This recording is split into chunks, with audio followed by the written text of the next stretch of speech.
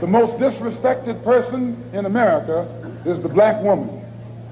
The most unprotected person in America is the black woman. The most neglected person in America is the black woman. They were just like, let's put the big black girl out there. If I were a different race and a different gender, would you be treating me the same way? Immediately, they want to disrespect you.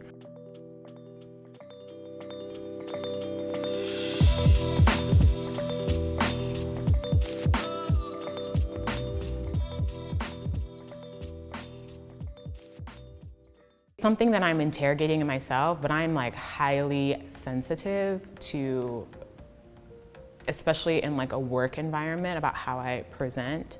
And I only present certain things about myself with certain people. People want me to have this singular experience around this part of who I am, as opposed to seeing me as a full human being. There were moments where people were not taking me seriously or thinking that I was subpar solely because of my race and my gender.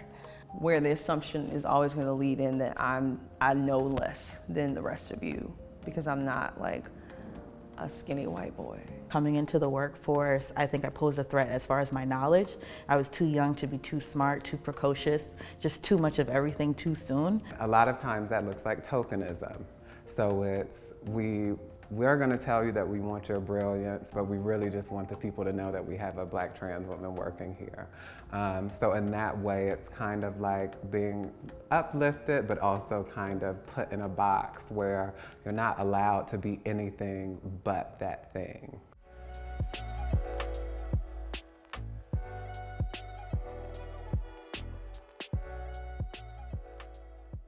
Being black woman and young in the work environment is very, very challenging because immediately they want to disrespect you. For some weird reason, older white people want to just automatically just be like, whatever you're saying is just stupidity and I want to disrespect you however I can. One of the last jobs I had, I found that there was this coworker who, whenever I would say something, would immediately counter what I was saying.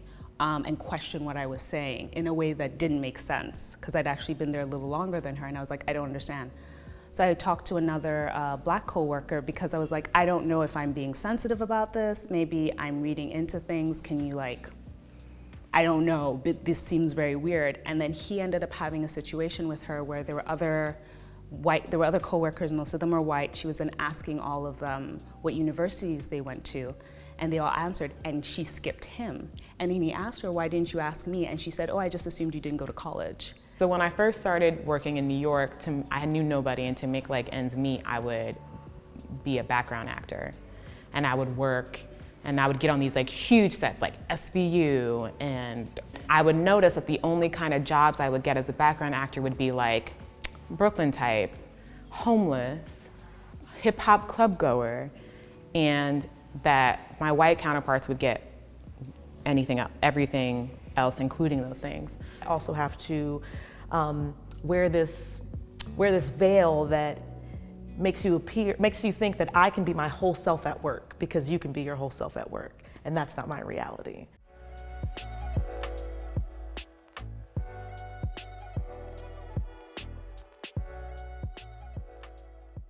I really struggle with code switching. I struggle with it in every single arena. So code switching is essentially when you know that you cannot be fully oneself when you're talking. So there are times when I'm talking to white people, I have to amend my speech and change that because I'm like, if I start talking a particular way, you're not gonna get it. I've used code switching in many contexts, mostly at work.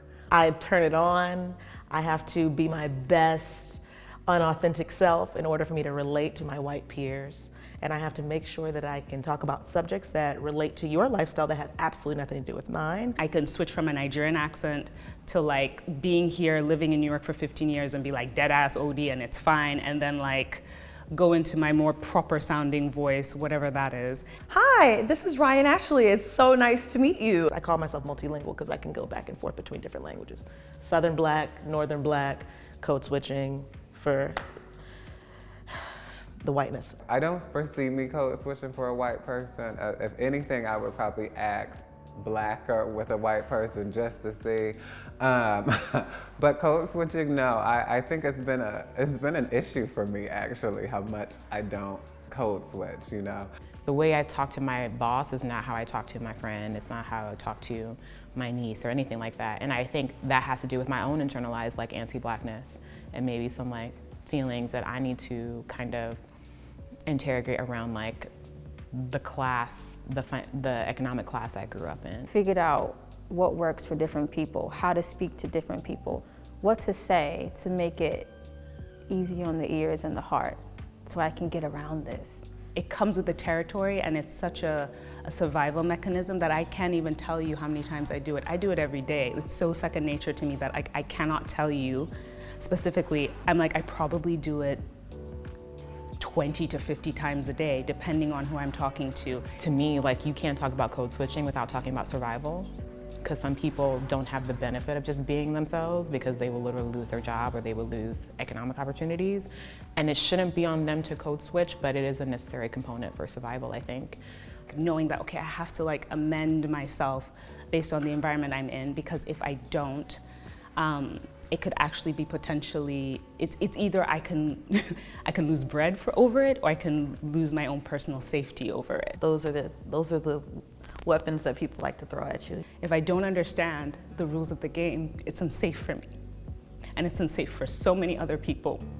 And it's humiliating and it's frustrating because I shouldn't have to prove my humanity to someone else.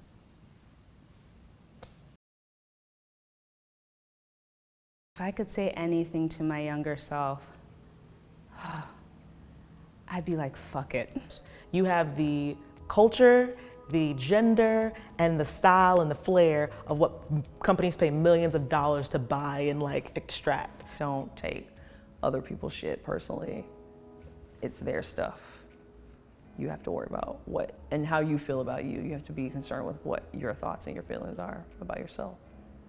That they can just exist and that can look any number of ways that they want, and that that's okay. And that if they just take a breath, they'll have the patience and the confidence and the bravery to do what just sits right in their spirit. Your Black is beautiful. You wouldn't understand how amazing you are. I wish I would have known that. There was a lot of days I didn't feel like that. Stop taking responsibility for other people's stuff. Stop taking ownership of other people's things, especially when you are an other. It may seem very dark today, but you might be a person that people are inspired by one day, and you might be a person that helps pull someone right out of the depths of the shadows that you're living in now. So, you know, stick to it, sugar, and you're gonna be cute, so, you know, there's that. I'm gonna make everything all right. Don't look to anybody but me, because I know what you need and I know what you want, and I got you. That's what I would say to my younger self.